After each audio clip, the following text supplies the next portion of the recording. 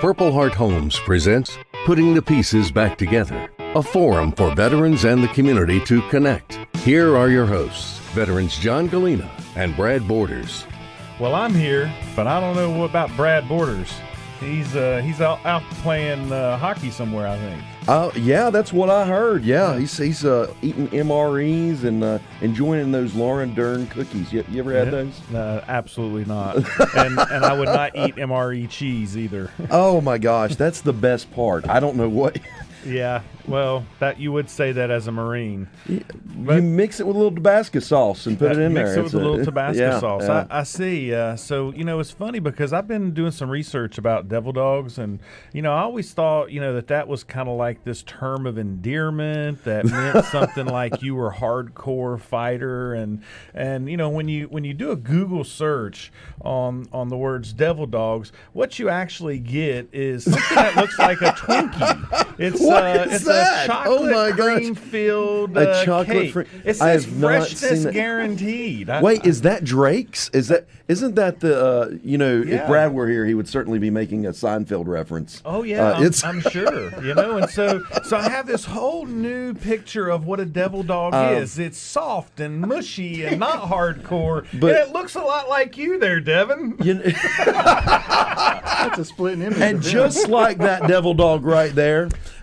you get too much of me, it's probably not going to be very good. Just to let all our listeners know, I know they're all worried. Here I am picking on the young Marine here. He might hurt me, but just to let everybody know, I brought reinforcements today. We got 3 hardcore Army killers here with us today. They're going to protect me from the Marines. Oh gosh.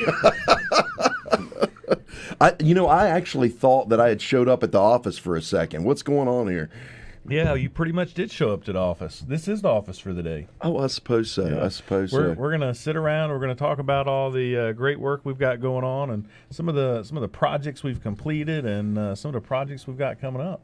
Oh yeah, it sounds exciting. Really, really exciting. Now you got to be on your best behavior because you do have to go back to the office with all these fellas. So make sure to mind your P's and Q's. I'm fairly certain if they don't have it in for me already, they might by the end of the day. By the end of the day. Yeah. All right. And so I noticed that you're not wearing your headphones and you're really loud. So maybe we need to, tone it down just a little. They make my ears sweat. They make your ears sweat. All righty then. So now that explains why you shave your head. It's nothing. Let's turn to our guest here. We've got in studio with us today Matt Stevenson. Matt, I want you to share a little bit about yourself. Where you're from and how you came to join the military. Oh, well, I'm born in Charlotte, and as a child moved up here. Family from Alexander County, and served in the Army and the National Guard for about 23 years. 23 years and 1 month. All right. Matt, when I first met you, you were a combat medic. Tell us a little bit about that. Yeah, well,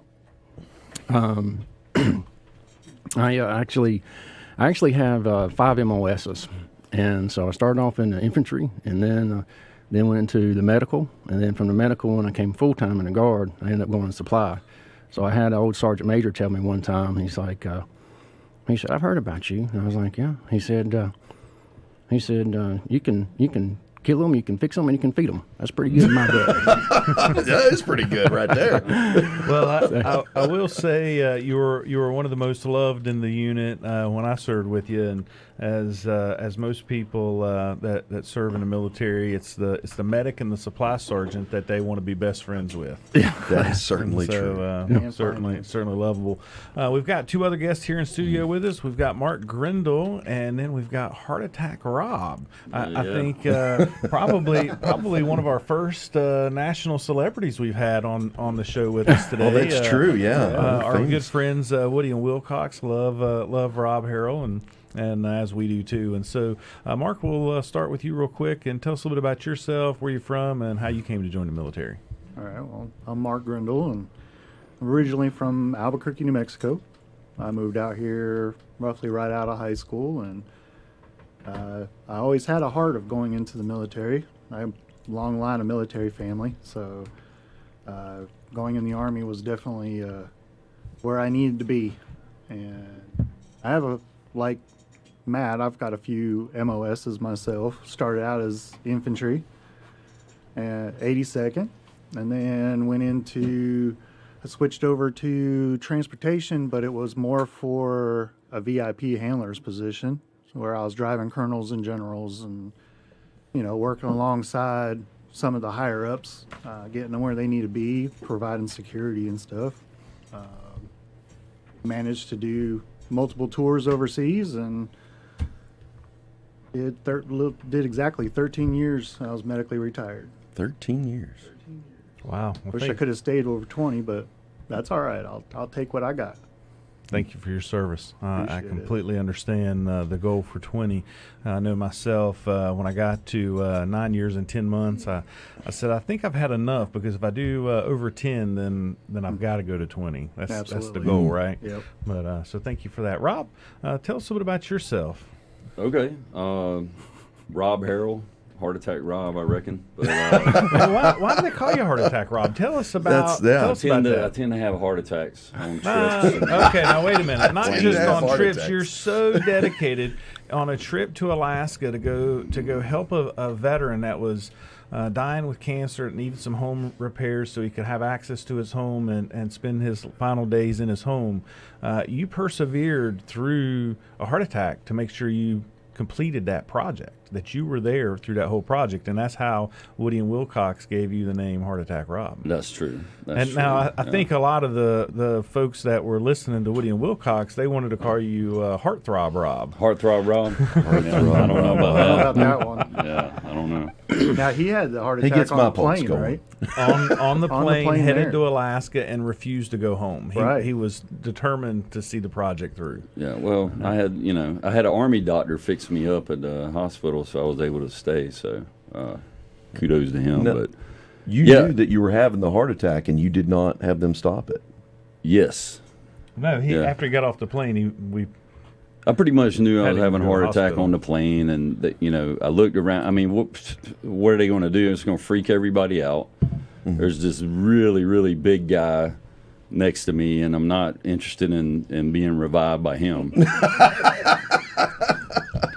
And so I just sat there and sipped water and prayed, and after about 45 minutes, it eased off, and I continued on till the next morning. I had another one that night in my bed, and then it kind of went away, and then I continued on till about lunchtime until Tammy finally drugged me to the hospital. Miss Giggles. Yeah, and then I had a few stents, a few days, some decent food, and then we were back at it. So, yeah, yada yada. Who yada yada's a heart attack? only an Army guy. That's right. Yeah, That's not that your shows only one. dedication. I hadn't told you where I'm from, man. I'm I from know. a Let's hear funny about place. it. Where Let's you hear from? about it. I am from Fuquay, Verena. Oh wow, Where's that is a funny place. Exactly, man. There's a Exactly. lot of It's- people that have a it's hard down time by Raleigh, pronouncing yeah. that. Few people can say it, and nobody knows where it's at. That's right. If Exactly. you follow Yeah. Yellow Brick Road, you might Exactly. get And it is not near a marina. I'll just add that. So, my story of the Army is it's not really going to put me as a very smart person, but I was very good in architectural and drafting, and I applied to state. I always wanted to go to state school of design. I got accepted with scholarships, but only to the School of Textiles, which pissed me off. And I also had a nice Army offer. So at 17 years old, my mother and dad reluctantly signed, and I went into the Army at 17. Wow. And I was in boot camp my 18th birthday, and that's not a good place to be. No. On your birthday. So yeah, that's and I was a commo guy. Fort Bliss, went Fort Sill for my training, and spent my time over in Europe, in Germany, Mannheim, Germany, and I loved it. Wow. So jumping on in tanks and helicopters and screwing up their commo systems. Well, I'm going to tell you, we love having you guys part of a Purple Heart Homes team and a Purple Heart Homes family for sure, doing some phenomenal work. Rob, while we're talking with you here, tell us a little bit about how you came to be at Purple Heart Homes and the work that you do for the team. Well, the way I came to Purple Heart Homes is my boys were in Civil Air Patrol here in Statesville, and they had a Christmas event, I believe, and Dale came over and spoke, and told, it had to be early on, I can't remember, but it wasn't many years y'all had started, and he was telling about his passion of wanting to build houses and yada yada yada. I saw this guy standing there. Yeah, I do that quite a bit. Standing there with no legs and telling me that, you know, he wanted to help other veterans. And of course, you know, I'm a veteran, and once you're a veteran, you're always a veteran. You have brothers. So That's right. I've always wanted to serve and serve people. But I, you know, sitting in that room that night, and I said, man, I want to do something to help him. And then, you know, it was probably four or 5 years later, maybe. And Brad, I knew Brad from a long time, and he had started with you guys, and he had, you know, we've been talking back and forth, and that's when I came up and met you, and, you know, rest is history.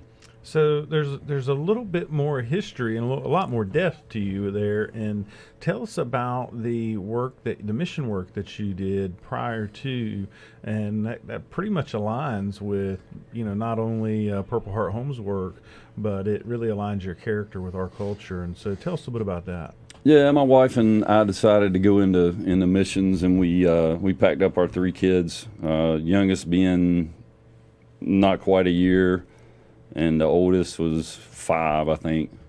And our family's screaming, and we packed up, moved to Mexico, and started doing mission work, helping build churches and orphanages. We built a hospital, a lot of pastor houses, bring groups in to do different things, maybe put metal on the roof, or, you know, whatever we could do to try to better somebody's life. And it was and we lived off of you know, people that supported us each month. You know, they'd send us a check. So some months were good, and some months were, you know, still good, but not as very good. very difficult. But it was awesome. We lived in Saltillo, which was right, the Sierra Madre Mountains run right through it, and we rented our house there. It was just a beautiful place to wake up, beautiful people, and enjoyed it. Would have still been there, but my wife got really sick, and we had to come back out. And then, you know, God just led our paths in different directions from there. And that is really, really amazing. And, you know, so many folks have got such vast experience that they bring to the team. And it always just amazes me how your past and your experiences inform your future, and they align to be able to, you know, really give you the tools that you need, whether it's leading the volunteer groups, helping to build a tiny house, whether it's you know, Mark and his team that are, you know, working on ramps, or whether it's Matt and his team, you know, out organizing and finding the materials and the donors to be able to support the projects. There's just so much that goes into it. And so we're just really blessed to have each of you here. As we're getting ready to wrap up, going into a break here, we'll come back and we'll hear more from Mark and Matt about their experience and their work that they're doing with Purple Heart Homes, and hear some funny stories about their time in the service, as well their time here at Purple Heart Homes. Devin, I got to say, this is probably the most quiet that I've ever heard you be. And well, I'm a little afraid of Rob. I don't know if you've. You're afraid of Rob? Yeah, did you not see what he did to me in Sarasota? No, I didn't. Oh my gosh! We'll have to hear more about that. Did he lock you into the back of a truck? He may have locked me in the back of a truck. We'll definitely be talking about that when we get It's back. not a You're listening kidnapping to truck. Putting the Pieces Back Together, presented by Purple Heart Homes. Stay tuned in and hear about our project of the week.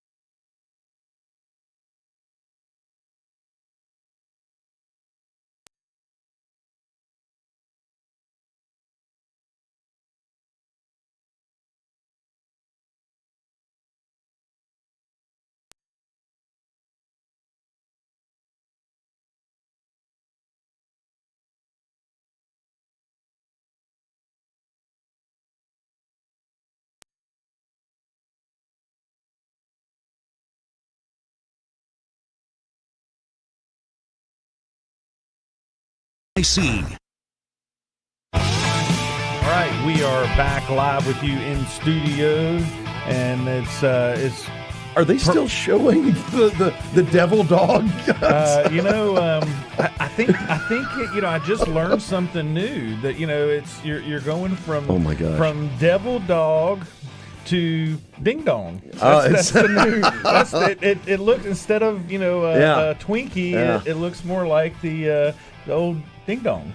The radio personality formerly known as Devil Dogs is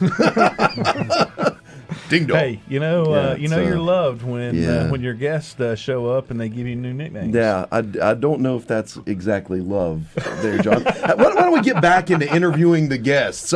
Hey, Matt, why don't you tell us a little bit about your day-to-day at Purple Heart Homes? Well, so trying to manage the PM teams and keep all them straight and putting out fires, you know. So what kind of fires do you put out? Do you use a fire extinguisher? No. Should. No, it's all a balancing act. My role is the program services director. I manage a team of 5 project managers, and so we work with our chapters, and then if it's chapters cannot have or cannot do a project in their specific area for whatever rhyme or reason, then obviously we manage it. And we manage all projects nationwide out of the Statesville facility. And it continually amazes me every day. So speaking of projects, Mark, why don't you tell us about our project of the week this week? What do we got going on here? Project of the week this week is going to be Mr. William McAllister, sorry. It's a F3 project, which is a group that likes to go out and do things for veterans. I believe most of them are veterans as well, if I remember correctly. Brad Borders is part of F3. Yep. I think y'all have had them on the radio show before, too. We have. I believe so. Great group. A lot of great guys. Navy veteran Robert Cannon is actually leading that group that's doing this project down there. Yeah. And then we got Russell Rao. He is going to be a part of that project. He's a part of the F3 group. And so tell us a bit about Mr. McAllister. So Mr. McAllister, he's an Air Force veteran. I'm not exactly sure how long he was in, but he was during the Cold War time. He's 83 years old. He gets around still, does his thing, but he's definitely needing a lot of help nowadays. We're working on getting him a deck and a ramp starting next Monday. We're going to do Monday and Tuesday with him, tear down the old one and put a new one in so he can get in and out of his house quite easily. Making it a lot more conducive for his wife to get him to doctor's appointments, or even just get out of the house, just to have some fresh air. That's the biggest thing for most veterans. If they can get out of the house, they're happy. Yeah. That's true. Yeah, that's so often veterans, they just don't have access to their community because they can't get in and out. Right. And that's a important service you provide there. And I know that you and Rob have both done a ton of ramps together. And so thank you so much for going out there and helping Mr. McAllister. I think he might be related to Santa Claus. I don't know. That's what I heard. Yeah. I believe that's his father-in-law, if I remember correctly. Yeah, I tell you, just a great family all around. Really doing some neat stuff. And if you have not met Santa Claus, he's hard to miss. His Brad officiated his wedding to the Mrs. Claus. I was a little disappointed about that because he described that as his favorite wedding to officiate, and he also officiated my wedding. So you don't count, Devin. No, I'm just playing. Yeah, I guess I wasn't very high up there. Was your wedding online? My wedding had to be on Facebook Live because both me and my wife had COVID. Yeah. So were y'all quarantined in separate rooms on different streams? Well, since we both had COVID, I don't think you can get any more COVID. Oh, okay. I don't know. I'm not. So that's not a thing. I don't know COVID math. I'm not sure. All right. Let's turn back to Matt and some of these fires that he's putting out. Matt, tell us about some of the challenges that you and your team face in doing some of these projects. I think the challenges for us as a team is trying to keep you have compassion, obviously, and you have to have compassion in this this line of business, that what we do, and but at the same time recognize what is managing expectations. I think that's the biggest thing. Is obviously, as veterans that try to that seek our services, some of them have a lot more expectations of what we can do. They think that we're a $100 million organization, and we're not. And I wish. yeah. And at the same time, it's our expectations, because we want to assist them. We want to help out. And a lot of times, what we see veterans that when 2/3 of all applications are not done by the veteran. They're done by their significant other, number one. Mm-hmm. And then number two is that when the application process, once they come to us, that their issue has been exasperated for probably at least 1.5 to 2 years. And so nevertheless, the issue of the home itself is already a major problem. And so it compounds onto itself. And so we're trying to figure out what we physically can do. And then at the same time, one of the things that with Purple Heart Homes, with our organization, is we look at other sources of organizations that can come in and partner with us, because we can only do so much. Right. So you're saying we partner together with other organizations to help these veterans? That's one thing that I love about Purple Heart Homes. If we can work with other organizations, but at the same time, that veteran must qualify for those other organization services. Sure. You know, it's really unique. I think about some of the early work when we started out with, trying to help veterans and rehab homes and build new homes. We thought we had to do it all on our own, right? We kind of had this idea that it was not really a competition, but you didn't partner with other organizations. And some of the team members that have come along, like yourself, have really informed the organization's culture and the programs that we really get more done by partnering, right? That's right. And it's not about competition; it's about collaboration. That's collaboration, and we have seen tremendous growth because of that, and that we are able to ultimately reach further. We're able to help more and get more work done faster by doing this collaboration. So tell us about some of those partners that we work with. Well, I think one of the biggest partners that we do is called the Simplifying America's Fund. And they are a wonderful national veteran nonprofit organization, and they assist veterans who have served physically in a combat theater, and so that's one of the things that separates them.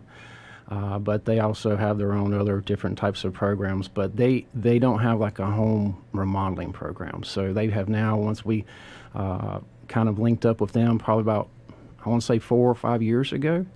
And so nevertheless, we kind of work together, and obviously both organizations are part of the Home Depot Foundation, which is one of our major partners.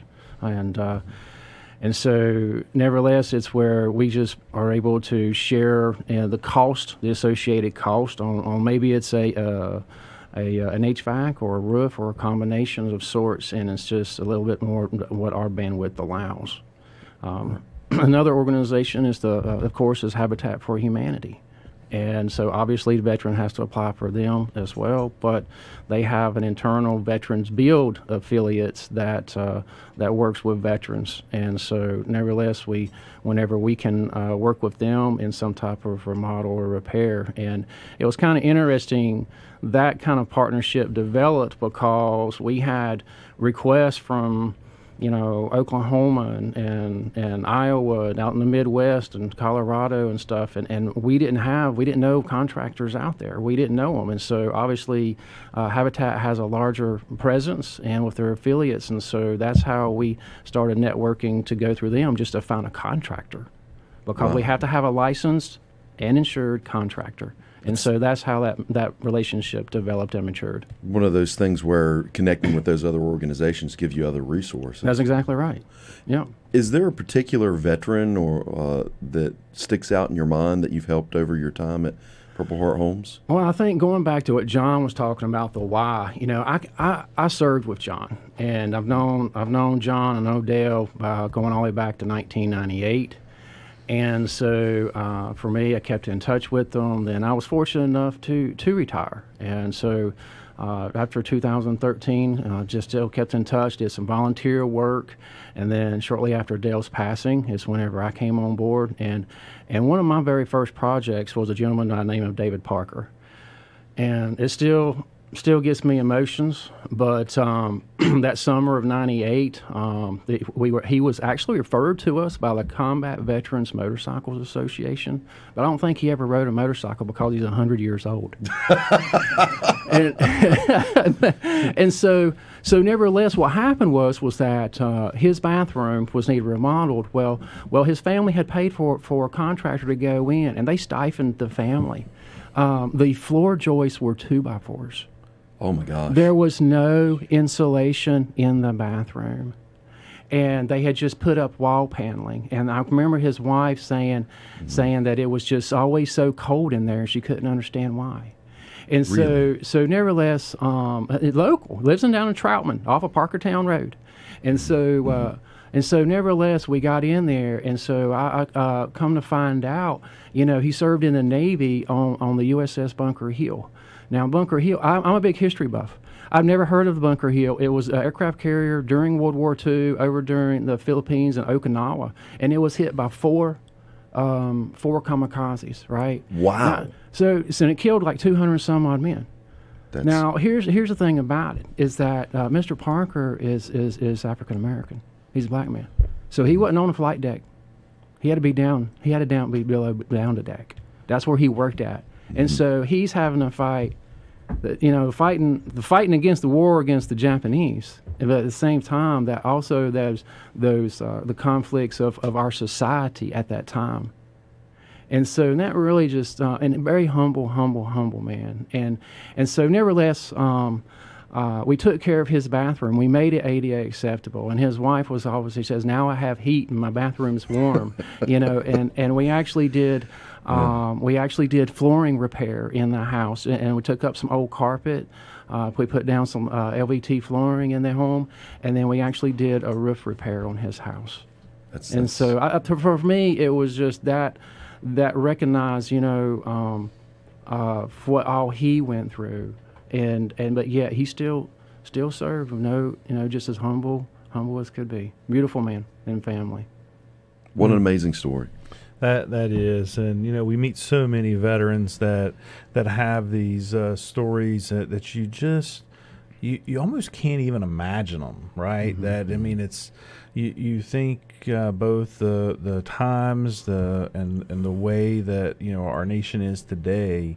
You just can't hardly imagine what it would have been like, 40, 50, 60 years ago.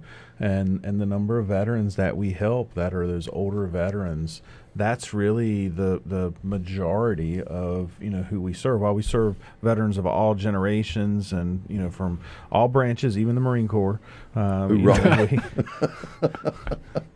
All right, Devil Dog. We really want to, make sure that we're serving those older veterans first, right? That they have that, that priority. And so many of them have been left behind and just not served. And so many organizations out there specifically are helping post 9/11 vets. Mm-hmm. Yeah, that's right. So, Rob, tell us about a project that stood out for you. You've traveled really all over with Purple Heart Homes, doing projects from Alaska to Arizona and Florida, and Devin mentioned a few minutes ago a trip that you guys made down to Florida, and that you did something to. Yeah, we should just go ahead and cover that first. Yeah, let's do that before we talk about anything else. That's a good one. So, and before he starts with his side of the story, oh my gosh, Devin's head got burnt in Florida. It was really funny looking. More than it is now. And I thought about this in Florida, and now that you've got the Devil Dog thing up there, it brought back the memory. I don't think that's really totally correct. I think it looks more like those snowballs, the pink snowballs, the top of his head. Yeah. Maybe we can get a picture of that for before too long.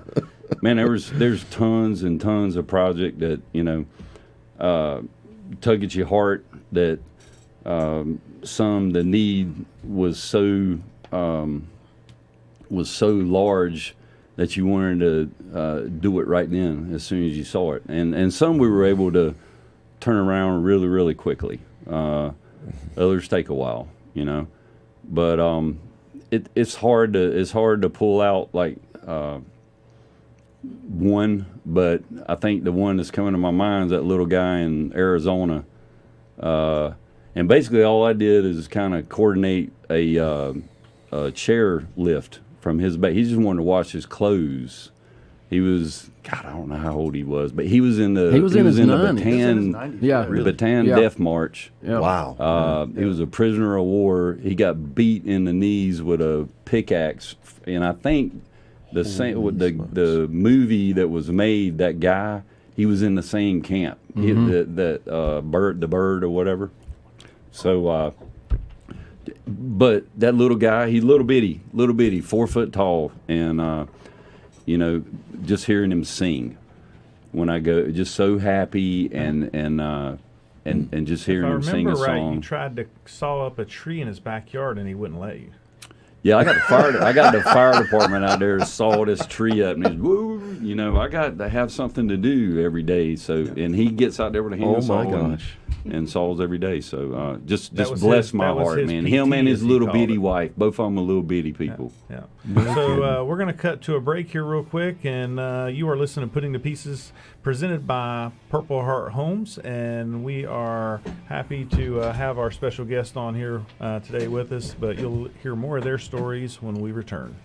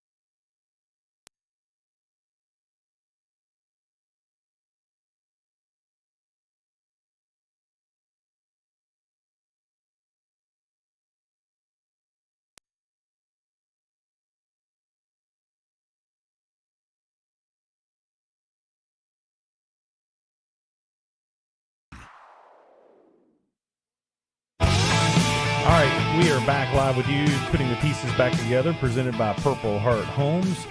We have in studio with us Matt Stevenson, Program Director for Purple Heart Homes, along with Mark Grindle, who is our volunteer. What is your title, Mark?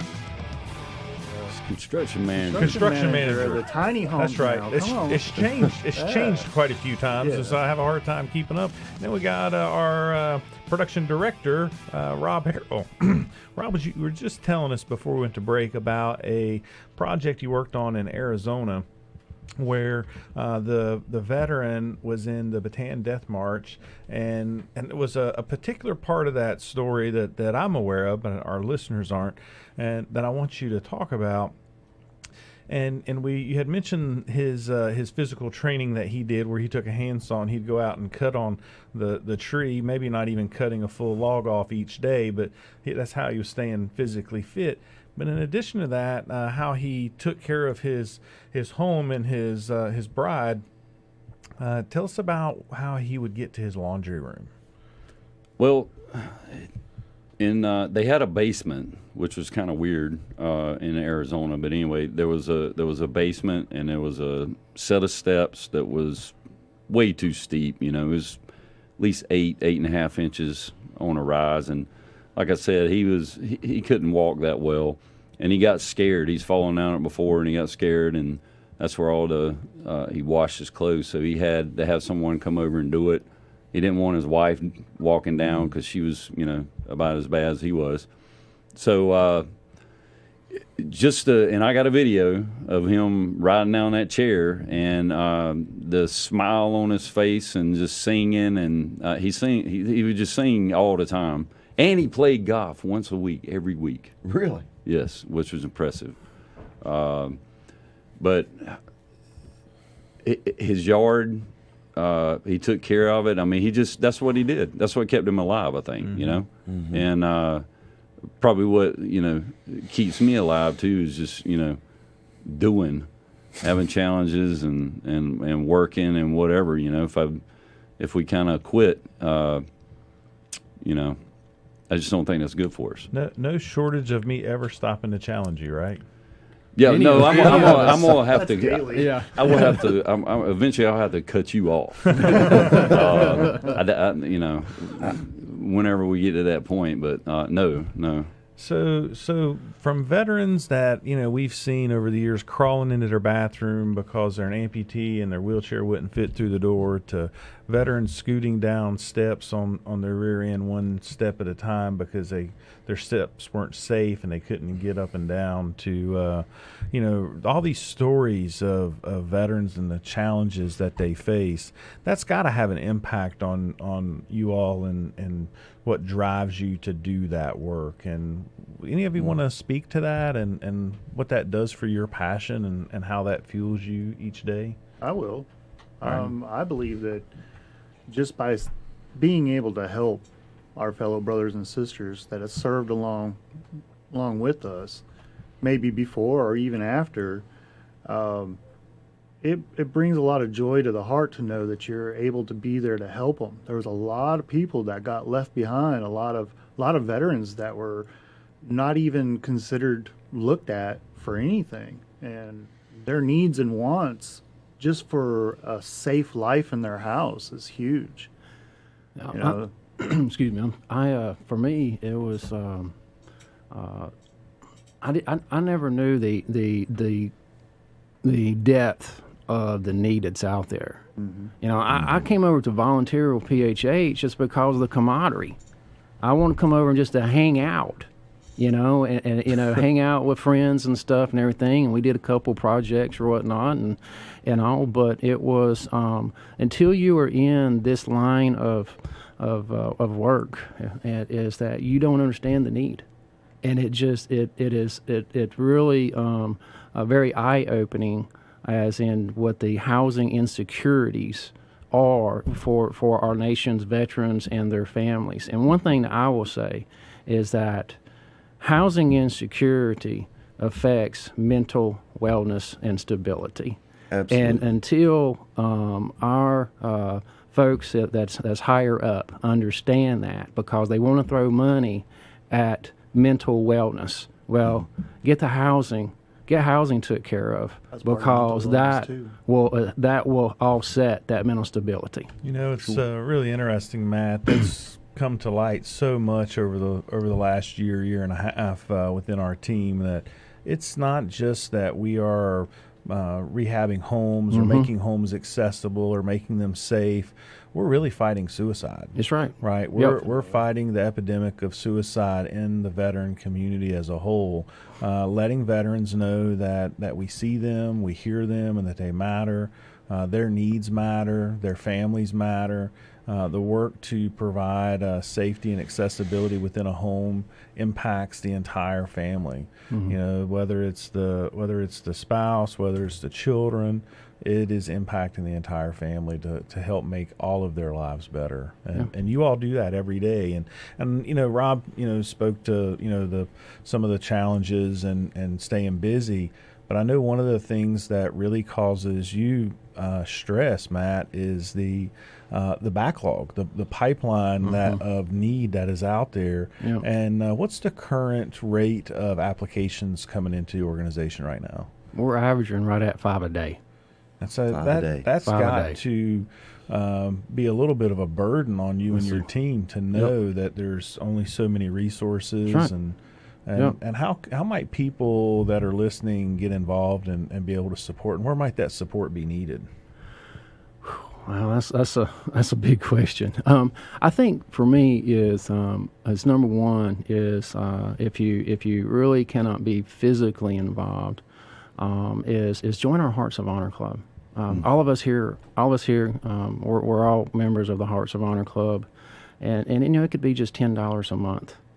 And my team and the organization, we take pride, and we take that $10, and we will expand that and stretch that out to $100 value, and bring it in other organizations, and so at the same time is you know, obviously trying to volunteer, and then, you know, or post something on social media, you know, about our organization, and or send us a video or something of that nature about if you've been impacted about Purple Heart Homes.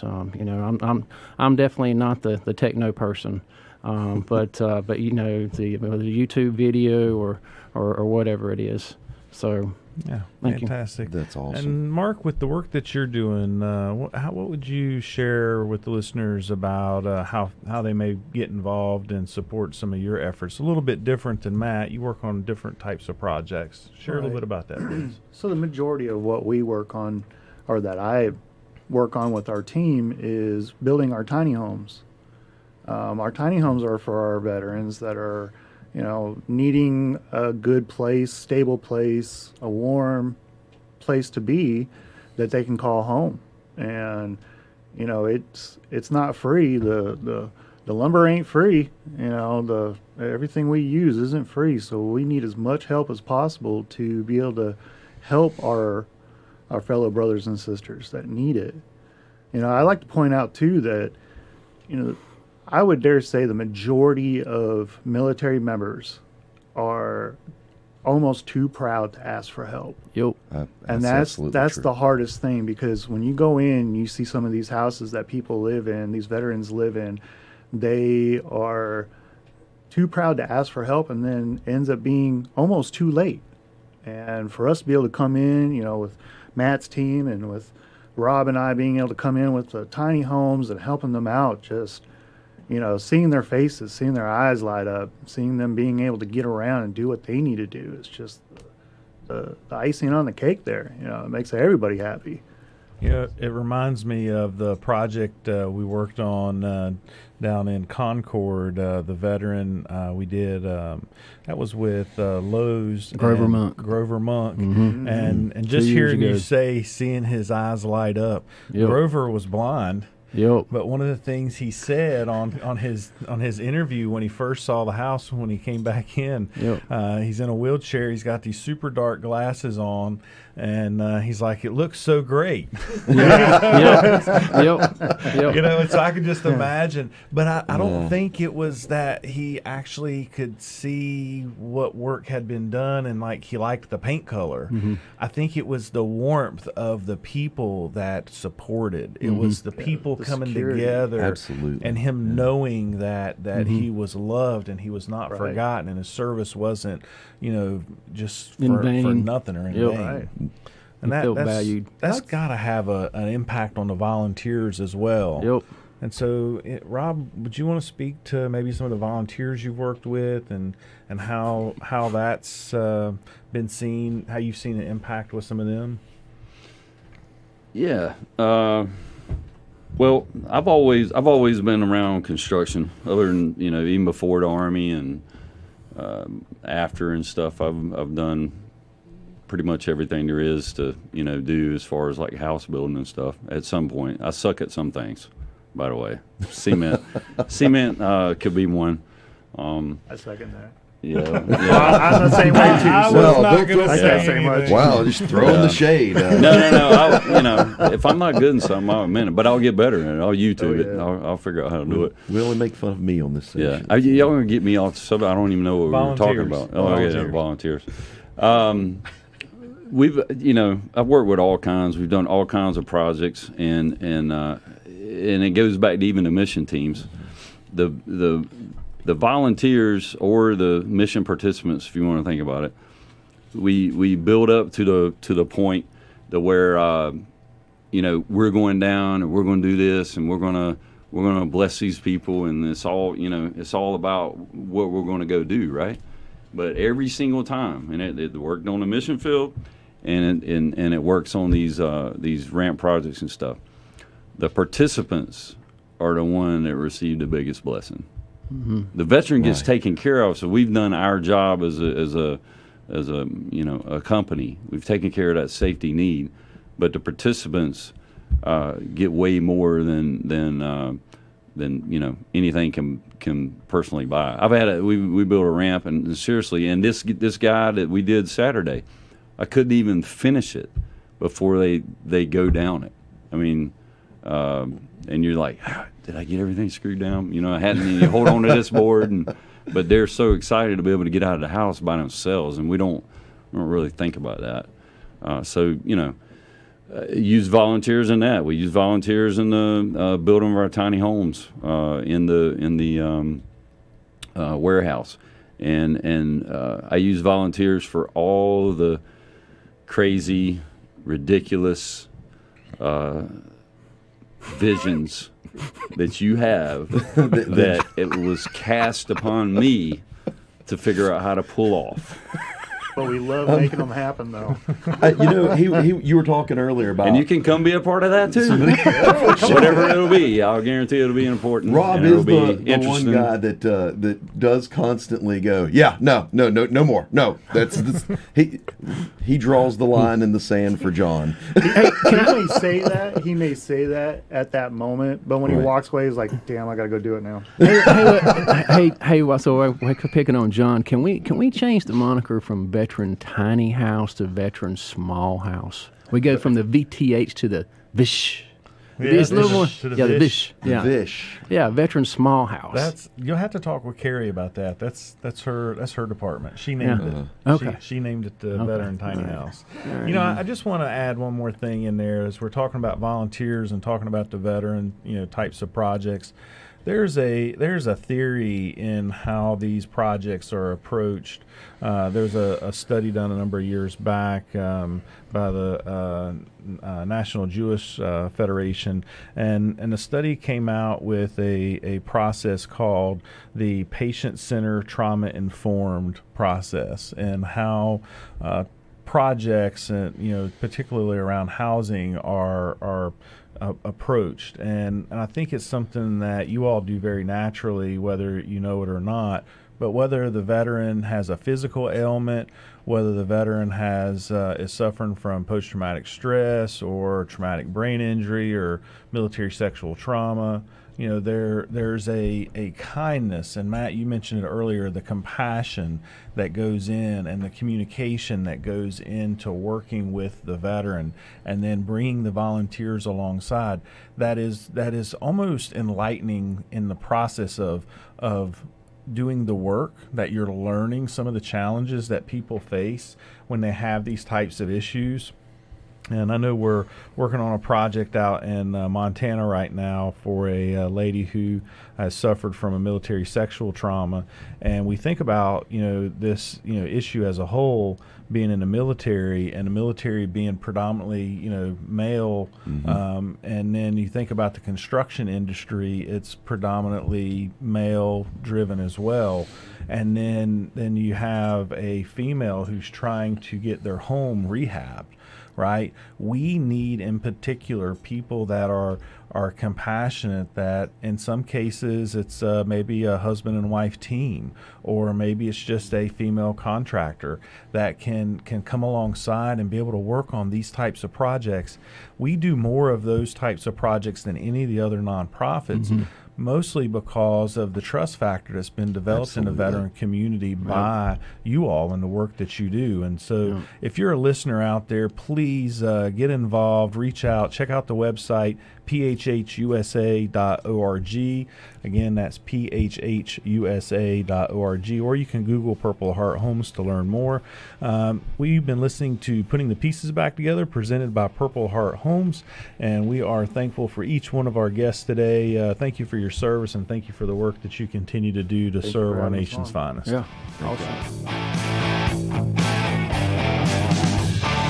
You've been listening to Putting the Pieces Back Together with John Gallina and Brad Borders. Join us again next Tuesday at 8 a.m. and Saturday at 5 p.m. for Putting the Pieces Back Together on News Talk WSIC.